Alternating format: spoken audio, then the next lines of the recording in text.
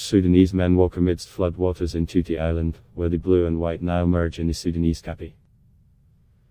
Read MoreCAIRO, Sudanese authorities declared their country a natural disaster area and imposed a 3-month state of emergency across the country after rising floodwaters and heavy rainfall killed around 100 people and inundated over houses since late July.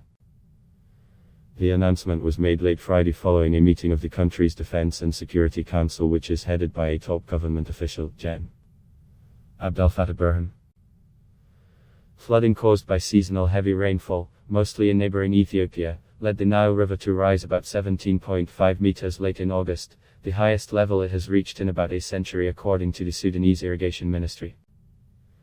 The ministry said water levels of the Blue Nile are higher than the 1988 flood levels that destroyed tens of thousands of homes in several parts of Sudan and displaced over 1 million people. Labor and Social Development Minister Lina Al-Sheikh said the flooding had killed some 100 people, as well as injured at least 46 people and affected more than people across the country. More than houses across the country were totally or partly collapsed, she said. The UN Humanitarian Agency has warned that the situation is expected to get worse over the coming weeks, as above-average rains are forecast until the end of September. The capital of Khartoum was hit hard in the past 2 weeks. Residents in several districts of the city were seen erecting barricades and other shields as water from the Nile swept through several neighborhoods, in footage circulating online.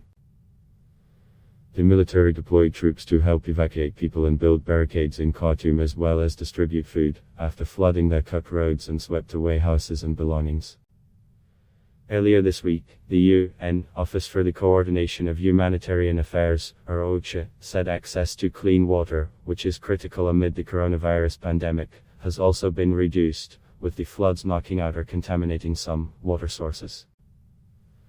OCHA said last week that the flooding also damaged at least 43 schools and health facilities across the country, and that large swaths of agricultural land across the country were also flooded in the middle of the harvest season.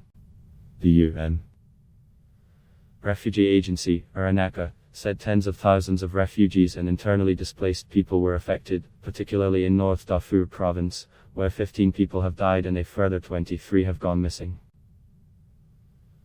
OCHA urged wider support from the international community, as AS' $1.6 billion humanitarian plan for Sudan is less than 44% funded and aid stocks have been depleted rapidly. Seasonal rains and flooding last year left a total of 78 people dead in 16 of Sudan's 18 provinces, between July and August, according to the UN.